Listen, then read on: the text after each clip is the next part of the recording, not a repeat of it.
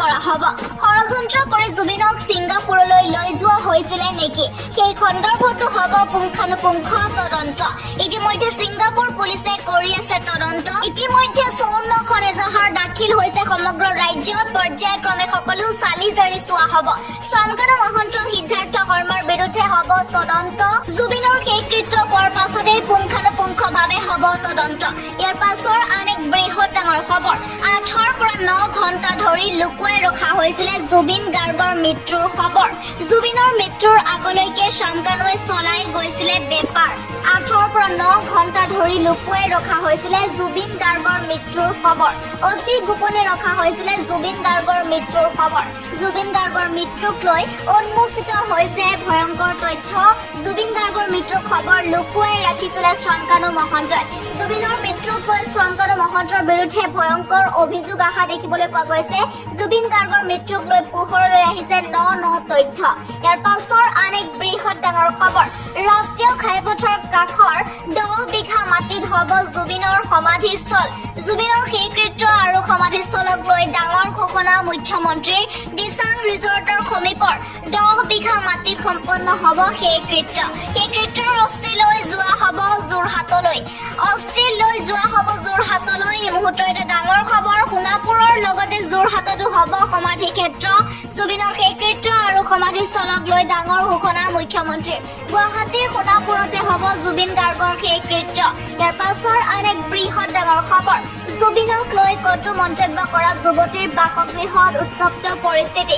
জুবিনক লৈ কটু মন্তব্য কৰা যুৱতীৰ বাসগৃহ উত্তপ্ত পৰিস্থিতি। চূড়ান্ত অসভ্যালি অভদ্ৰামি কৰিছিলে যুৱতীগৰাকীয়ে। মহানগৰীৰ মালিগাঁৱৰ যুৱতীয়ে সামাজিক মাধ্যম যোগে কৰিছিলে এই অসভ্যালি। ৰাজ্যৰ বিভিন্ন প্ৰান্ততো যুৱতীগৰাকীৰ বিৰুদ্ধে দাখিল হৈছে এজাহাৰ। জুবিনক লৈ কটু মন্তব্য কৰা যুৱতীৰ বাসগৃহ উত্তপ্ত পৰিস্থিতি। মহানগৰীৰ মালিগাঁৱৰ যুৱতীয়ে সামাজিক মাধ্যম যোগে কৰিছিলে এই অসভ্যালি। যুৱতীৰ বাসগৃহত গৈ জবাবদিহি কৰিলে ৰাইজে। ৰাজ্যৰ বিভিন্ন প্ৰান্ততো যুৱতীগৰাকীৰ বিৰুদ্ধে দাখিল হৈছিলে এজাহাৰ। চূড়ান্ত অসভ্যালি অভদ্ৰামি কৰিছিলে যুৱতীগৰাকীয়ে। ৰাজ্যৰ বিভিন্ন প্ৰান্ততো যুৱতীগৰাকীৰ বিৰুদ্ধে দাখিল হৈছিলে এজাহাৰ। যুৱতীৰ বাসগৃহত গৈ জবাবদিহি কৰিলে ৰাইজে। ইয়াৰ পাছৰ আন এক বৃহৎ ডাঙৰ খবৰ, আহি গ'ল ৰেচন লোৱাৰ নতুন নিয়ম। আবেদন নকৰাকৈ লাভ কৰিব অৰুণোদয়। ৰাজ্যৰ লাখ লাখ হিতাধিকাৰীৰ বাবে বৃহৎ ঘোষণা, সম্পূৰ্ণ নতুন পদ্ধতিৰে ল'ব লাগিব ৰেচন। ৰেচন কাৰ্ড থাকিলে আবেদন নকৰাকৈ লাভ কৰিব অৰুণোদয় আঁচনি। নতুনকৈ ৰেচন কাৰ্ডৰ আবেদন কৰা সকলৰ বাবে ডাঙৰ খবৰ আহি পৰিছে, কিয়নো চাউলৰ লগতে প্ৰতিগৰাকী হিতাধিকাৰীয়ে পাব দাইল, চেনি আৰু নিমখ। বিনামূলীয়া ৰেচন আৰু অৰুণোদয়ৰ নিয়ম সলনি কৰিলে মুখ্যমন্ত্ৰীয়ে। 1 নৱেম্বৰৰ পৰা সলনি হ'ব ৰেচন লোৱাৰ নিয়ম। চৰকাৰৰ বিনামূলীয়া চাউল প্ৰদানত সলনি হ'ব নিয়ম। ইয়াৰ পাছৰ আন এক বৃহৎ ডাঙৰ খবৰ, বিজেপিৰ প্ৰতি মুখ ভংগ, শক্তি বৃদ্ধি হ'ল কংগ্ৰেছৰ। কংগ্ৰেছলৈ বিজেপিৰ শতাধিক নেতা কৰ্মী, পুনৰ শক্তি বৃদ্ধি হ'ল কংগ্ৰেছৰ। কংগ্ৰেছত যোগদান বিজেপিৰ শতাধিক নেতা কৰ্মীৰ। ব্লক কংগ্ৰেছৰ কাৰ্যালয়ত বৃহৎ যোগদান সভা। চামগুৰিত শক্তিশালী স্থিতিৰ দিশে অগ্ৰসৰ কংগ্ৰেছ দল। চামগুৰিত বিজেপিক প্ৰত্যাহ্বান জনাই কংগ্ৰেছৰ বৃহৎ যোগদান কাৰ্যসূচী। বিজেপিৰ পৰা কংগ্ৰেছলৈ শতাধিক নেতা কৰ্মী অহা দেখিবলৈ পোৱা গৈছে। 26ৰ বিধানসভা নিৰ্বাচনৰ পূৰ্বে কংগ্ৰেছৰ শক্তিশালী উত্থান। ইয়াৰ পাছৰ আন এক বৃহৎ ডাঙৰ খবৰ, অৰুণোদয় আঁচনিৰ হিতাধিকাৰীৰ বাবে ভাল খবৰ, কিয়নো এতিয়াৰে পৰা হিতাধিকাৰীয়ে পাব 1500 টকা। লগতে গেছ চিলিণ্ডাৰ ক্ৰয় কৰিলে 250 টকাকৈ লাভ কৰিব ৰাজ সাহায্য। জানুৱাৰী মাহৰ পৰা মহিলাসকলে 1250 টকাৰ পৰিৱৰ্তে লাভ কৰিব 1500 টকা। জানুৱাৰী মাহৰ পৰাই কাৰ্যকৰী হ'ব এই নতুন নিয়ম। 1250 টকাৰ পৰিৱৰ্তে হিতাধিকাৰীয়ে লাভ কৰিব 1500 টকা। অৰুণোদয় আঁচনিৰ হিতাধিকাৰীৰ বাবে মুখ্যমন্ত্ৰীৰ ডাঙৰ ঘোষণা, এতিয়াৰে পৰা হিতাধিকাৰীয়ে পাব 1500 টকা। অৰুণোদয় আঁচনিৰ হিতাধিকাৰীৰ বাবে ভাল খবৰ আহি পৰিছে। ইয়াৰ পাছৰ আন এক বৃহৎ ডাঙৰ খবৰ, 24 ঘণ্টাৰ বাবে গুৱাহাটীৰ বাসিন্দা সাৱধান। দুৰ্যোগ প্ৰশমন বিভাগৰ জৰুৰী জাননী জাননী জাৰি 24 ঘণ্টাত গুৱাহাটীত বতৰে ল'ব কালৰূপ ভয়াৱহ পৰিস্থিতিৰ সৈতে মোকাবিলা কৰিব লাগিব মহানগৰবাসীয়ে 24 ঘণ্টাৰ বাবে সাজু হ'ব লাগিব গুৱাহাটীত থকা জনতা যিকোনো ঠাইত কৃত্ৰিম বানে ল'ব পাৰে ভয়াৱহ ৰূপ পাহাৰীয়া এলেকাত হ'ব পাৰে ভূমিস্খলনৰ ঘটনা পাহাৰত থকা জনতা থাকিব লাগিব এলাৰ্ট অপ্ৰয়োজনীয় যাত্ৰা পৰিহাৰ কৰাৰ আহ্বান ভয়াৱহ যান-জঁটৰ কবলত পৰিব মহানগৰ ৰাজ্যিক দুৰ্যোগ প্ৰশমন বিভাগৰ জৰুৰী জাননী জাৰি তাৰ পাছৰ আন এক বৃহৎ ডাঙৰ খবৰ তুলিৰাম ৰংহাঙৰ গৃহ সমষ্টিত শক্তি প্ৰদৰ্শন কংগ্ৰেছৰ শক নেতা কৰ্মীৰ বিজেপি ত্যাগ পশ্চিম কাৰ্বি আংলং জিলা কংগ্ৰেছৰ সভাপতি হিচাপে নিযুক্ত আগষ্টিন ইংহি তুলিৰাম ৰংহাঙৰ গৃহ সমষ্টিত কংগ্ৰেছে দেখুৱালে শক্তি বিজেপি কৰ্মীয়ে ত্যাগ কৰিলে দল বিজেপি ত্যাগ কৰি কংগ্ৰেছত যোগ দিলে 3 শতাধিক নেতা কৰ্মীয়ে গৌৰৱ গগৈৰ কাৰ্বি আংলং ভ্ৰমণৰ পিছতে বিজেপিত পদত্যাগৰ জোৱাৰ দেখিবলৈ পোৱা গৈছে আগষ্টিন ইংহিৰ নেতৃত্বত কংগ্ৰেছত বৃহৎ যোগদান সভা পশ্চিম কাৰ্বি আংলং জিলা কংগ্ৰেছৰ সভাপতি হিচাপে নিযুক্ত আগষ্টিন ইংহি ইয়াৰ পাছৰ আন এক বৃহৎ ডাঙৰ খবৰ ডিএ হাইক ডিএ 2% বৃদ্ধিৰ লগে লগে কেন্দ্ৰীয় চৰকাৰৰ কৰ্মচাৰী কিমানকৈ বৃদ্ধি পাব দৰমহা প্ৰতি মাহত অতিৰিক্ত কিমান টকা লাভ কৰিব কৰ্মচাৰীয়ে চৰকাৰী কৰ্মচাৰীসকলক ডিএ প্ৰদান কৰা হয় আনহাতে পেঞ্চনৰ সকলৰ বাবে ডিআৰ প্ৰদান কৰা হয় প্ৰতিবেদন অনুসৰি যদি ডিএ 4% পইণ্টৰ ওপৰত বৃদ্ধি কৰা হয় ই 38% লৈ বৃদ্ধি হ'ব জানুৱাৰীত সপ্তম দৰমহা আয়োগৰ অধীনত কেন্দ্ৰীয় চৰকাৰৰ কৰ্মচাৰীসকলৰ বাবে ডিএ আগৰ 31ৰ পৰা 34% লৈ বৃদ্ধি কৰা হৈছে 7 পে কমিশ্যন কেন্দ্ৰীয় চৰকাৰৰ কৰ্মচাৰীসকলৰ বাবে 2% মৰগীয় বোনাছ বৃদ্ধিত অনুমোদন জনাইছে কেন্দ্ৰীয় কেবিনেটে এই বৃদ্ধিৰ ফলত কেন্দ্ৰীয় চৰকাৰৰ কৰ্মচাৰীসকলৰ ডিএ 53%ৰ পৰা 55% হ'বগৈ যাৰ ফলত কেন্দ্ৰীয় কৰ্মচাৰীসকলৰ বৃদ্ধি পাব দৰমহা 2025 চনৰ 1 জানুৱাৰীৰ পৰা প্ৰযোজ্য হ'ব central government employees get 2% DA hike এই বৃদ্ধিয়ে 2024 চনৰ জুলাই মাহত অন্তিমবাৰৰ বাবে মৰগীয় বোনাছ বৃদ্ধি কৰা হৈছিল কেন্দ্ৰীয় চৰকাৰৰ কৰ্মচাৰীসকলৰ ইয়াৰ পাছৰ আন এক বৃহৎ ডাঙৰ খবৰ জুবিনে সিদ্ধাৰ্থৰ গাত টোপ এটা পৰিব নিদিয়ে লৰাটোক আহিবলৈ দিয়ক বুলি কালি ভিডিঅ' বনাই দিলে শিল্পীগৰাকীৰ মৃত্যুৰ পাছতে ৰাজ্যজুৰি জুবিনৰ মৃত্যুৰ তদন্তৰ দাবী উত্থাপন হৈছিল কোনোৱে এই ঘটনাৰ CBI তদন্তও দাবী কৰিছিল জুবিন গাৰ্গৰ মৃত্যুৰ ঘটনাত শামকানু মহন্ত জুবিনৰ মেনেজাৰ সিদ্ধাৰ্থ শৰ্মা আৰু অসমৰ পৰা যিসকল লোক ছিংগাপুৰলৈ গৈছিল সেই সকলোকে তদন্তৰ আওতালৈ আনি এই ঘটনাৰ পাছতে যোৱাকালি ফেচবুক যোগে ইনষ্টাগ্ৰাম যোগে জুবিনৰ পত্নী গৰিমা গাৰ্গে জনাইছিলে যে সিদ্ধাৰ্থ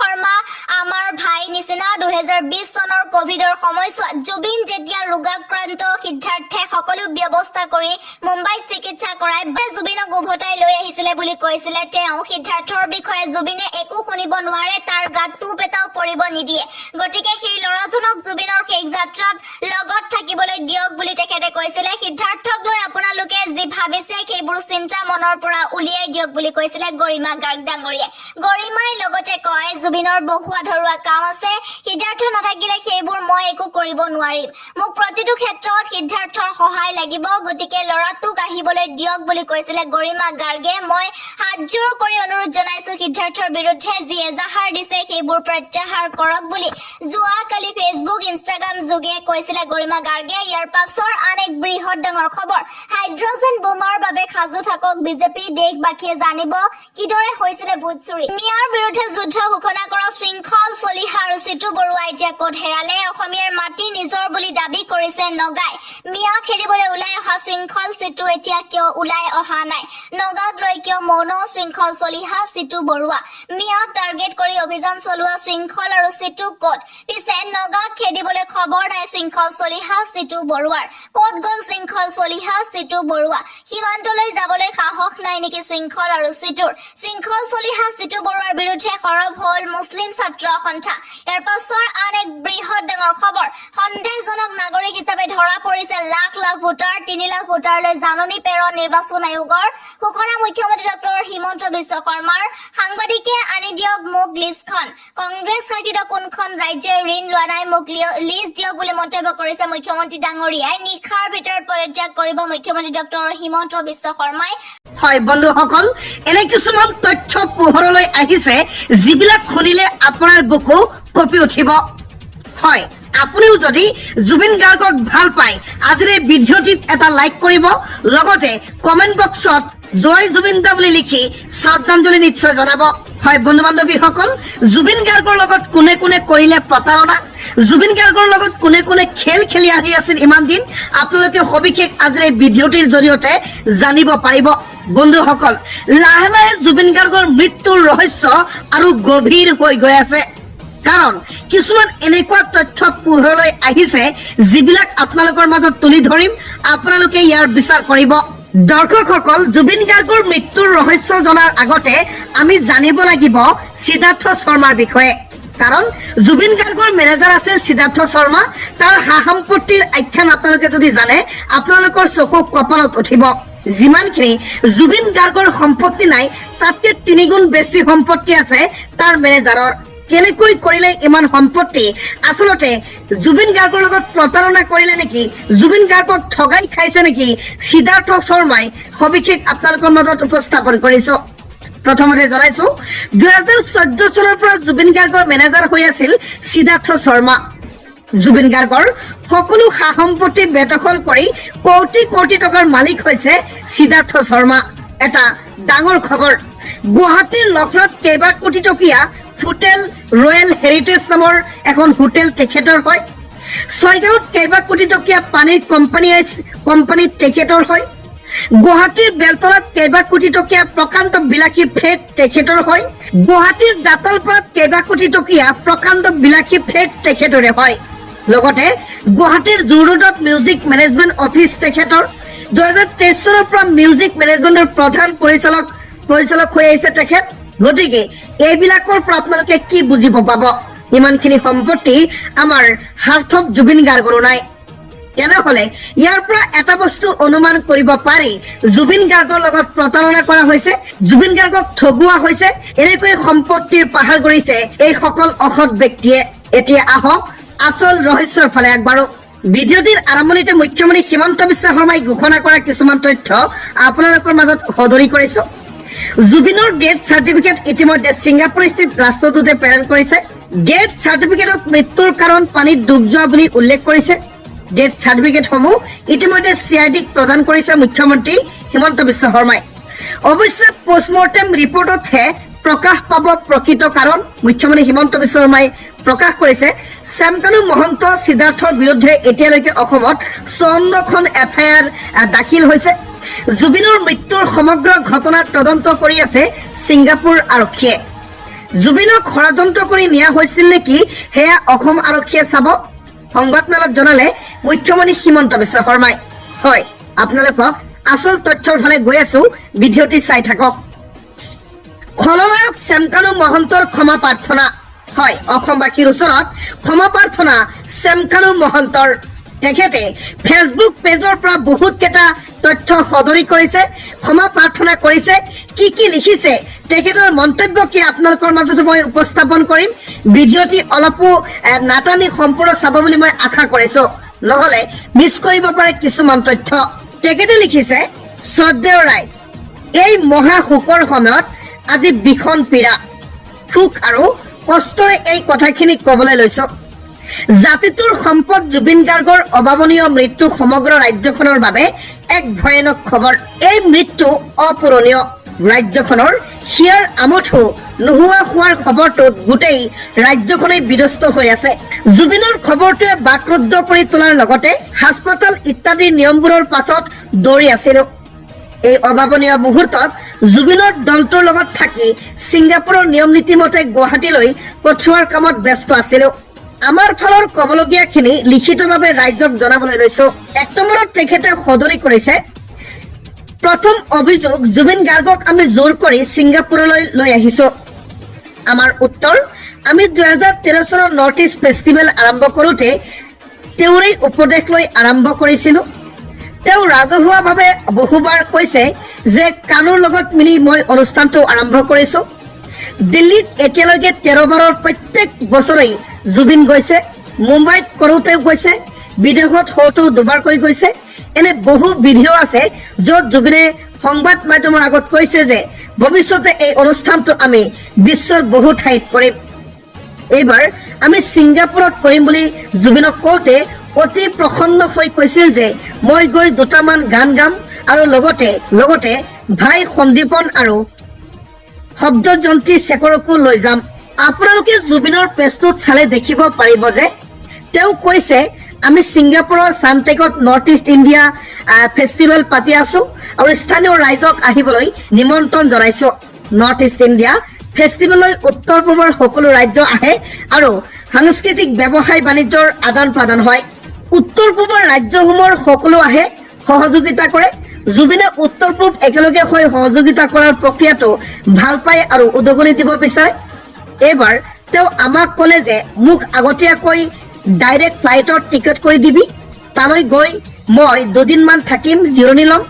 আমি মেনেজাৰ সিদ্ধাৰ্থৰ লগত কথা পাতি যাৱতীয় আয়োজন কৰিছিলো। ওচৰতে আছিলো। মই তেওঁক অনুৰোধ কৰিছিলো হোটেলত জিৰণি ল'বলৈ। জুবিনৰ অতি ঘনিষ্ঠ ছিংগাপুৰৰ অসমীয়া সমাজৰ তন্ময়ে 18 ছেপ্টেম্বৰ বৃহস্পতিবাৰে মোক ফোন কৰি কৈছিল যে জুবিনক তেওঁলোকে 19 তাৰিখে এবাৰ ফুৰাবলৈ লৈ যাব। মই কৈছিলো যে নিব নালাগে, ভাৰতীয় দূতাবাসে এই অনুষ্ঠানটোৰ নেতৃত্ব লৈছিল। জুবিন অনুষ্ঠানলৈ কালচাৰেল এম্বেচাডৰ হিচাপে আহিছে আৰু 19 তাৰিখে সন্ধিয়া ভাৰতীয় দূতাবাসে আয়োজন কৰা আৰম্ভণিৰ অনুষ্ঠান জুবিন উপস্থিত থাকিব লাগিব। পাছদিনা অৰ্থাৎ 20 তাৰিখে জুবিনে অনুষ্ঠান কৰাৰ কথা আছিল। 18 তাৰিখৰ সন্ধিয়া ছিংগাপুৰৰ অসম এছ'চিয়েশ্যনৰ সভাপতি অভিমন্যু তালুকদাৰক লগ পাওঁতে মই কৈছিলো যে জুবিনক কলৈকো নিব নালাগে। এই কথাখিনি তালুকদাৰে কোৱা বুলি ইণ্ডিয়া টুডে নৰ্থ ইষ্টতো কালি প্ৰকাশ পাইছে। ৰাইজৰ দ্বিতীয়টো অভিযোগ, এই ঘটনা হওঁতে মই কিয় বচাব নোৱাৰিলো। চেম কানুৱে উত্তৰ দিছে, 19 ছেপ্টেম্বৰ তাৰিখে দিনত আমাৰ অনুষ্ঠান আৰম্ভ হৈছিল। ৰাতিপুৱাই আমি থকা ঠাইৰ পৰা দূৰৈত চাংগ্ৰিলা হোটেলত আয়োজন কৰা অনুষ্ঠানত ছিংগাপুৰৰ জ্যেষ্ঠ প্ৰতিনিধিসকলৰ লগত উত্তৰ পূবৰ অন্যান্য ৰাজ্যৰ নেতৃত্ব আৰু উদ্যমীসকলৰ বৈঠক আছিল। ছিংগাপুৰত থকা ভাৰতীয় ৰাষ্ট্ৰদূতো আমাৰ লগত অনুষ্ঠানত উপস্থিত আছিল। মোৰ লগতে সমগ্ৰ দলটো অনুষ্ঠানৰ আয়োজনত ব্যস্ত আছিল। জুবিন গাৰ্গ যে ছিংগাপুৰৰ অসমীয়া সমাজৰ সৈতে ফুৰিবলৈ গ'ল সেই কথাখিনি আমি কোনেও জনা নাছিলো। গম পোৱা হলে নিশ্চয় বাধা দিলোহেঁতেন, কাৰণ আমি বৈঠক লৈ বুলি ওলাই যাওঁতে জুবিন শুই আছিল। বৈঠক চলি থাকোতে কিছু সময়ৰ পাছত সিদ্ধাৰ্থৰ মেছেজ পাওঁ যে জুবিনৰ ডাঙৰ এক্সিডেণ্ট হৈছে।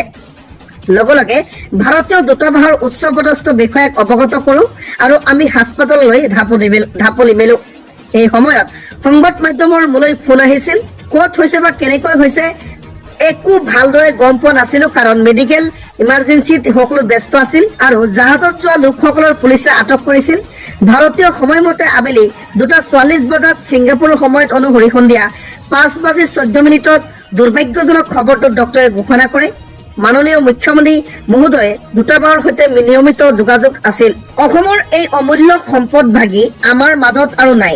এই ঘটনাৰ পাছত চৌদিশে অন্ধকাৰ দেখিছিলো। অৱশেষত জুবিন গাৰ্গক যে হত্যা কৰা হৈছে, জুবিন গাৰ্গৰ মৃত্যু যে এটা ষড়যন্ত্ৰ, এইটো পোহৰলৈ আহিছে। অসমবাসী কেতিয়াও ক্ষমা নকৰে শ্যামকানু মহন্তক। হয়, ৰাজ্যবাসীৰ বাবে এটা বহুতে গুৰুত্বপূৰ্ণ খবৰ। শ্যামকানু মহন্তই কি অপৰাধ কৰিছিল, শ্যামকানু মহন্তই জুবিনক লৈ কিমান গুৰুত্ব দিছিলে, তাৰ সবিশেষ আপোনালোকৰ মাজত তুলি ধৰিছো। ন তথ্য পোহৰলৈ আহিছে, আপোনাৰ চকু কপালত উঠিব। হয় ৰাজ্যবাসী, ভিডিঅ'টি আপুনি এতিয়াই লাইক কৰি দিয়ক আৰু জুবিন গাৰ্গৰ মৃত্যুৰ শ্ৰদ্ধাঞ্জলি আপুনি ভিডিঅ'টোৰ কমেণ্টৰ জৰিয়তেও জনাব পাৰে।